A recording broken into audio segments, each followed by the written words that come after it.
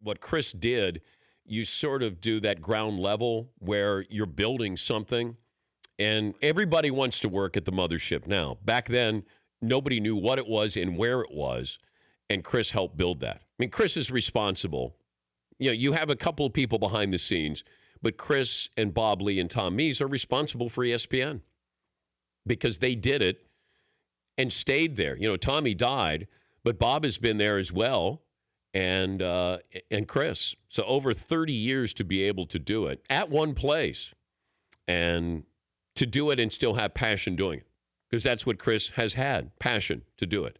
And not going to be doing Countdown, a variety of things, won't be doing that. But I hope they've created a role that will challenge him and he can take pride in. That would be my only concern with that because of what he's meant there to that place.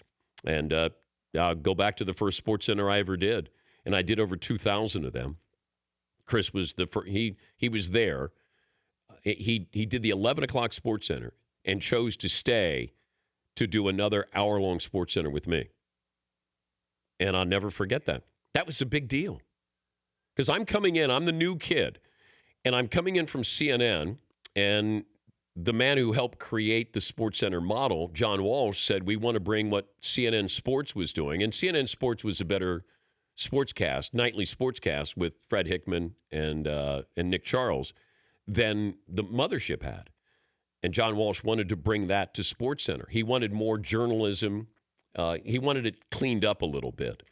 And I remember coming in, and Chris Berman was not thrilled about this. Not that I was there. It was the direction which Sports Center was going into. But John Walsh proved to be correct, and what Sports Center was going to soon become. And then Keith came in soon after, and it changed things. Stuart Scott and Rich Eisen. I mean, so many. Chris Fowler was doing Sports Center. Chris Myers, Mike Tirico. I mean, that's pretty incredible. That's an incredible, deep, deep well of talent.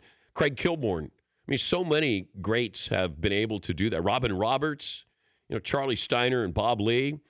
There was a lot of competition in there. But without Chris opening the door to allow us to have fun, that style is what helped us.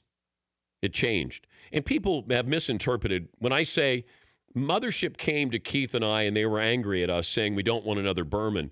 That's not a knock on Chris. They didn't want somebody who had a bigger personality than what they wanted. They wanted to keep you under their thumbs.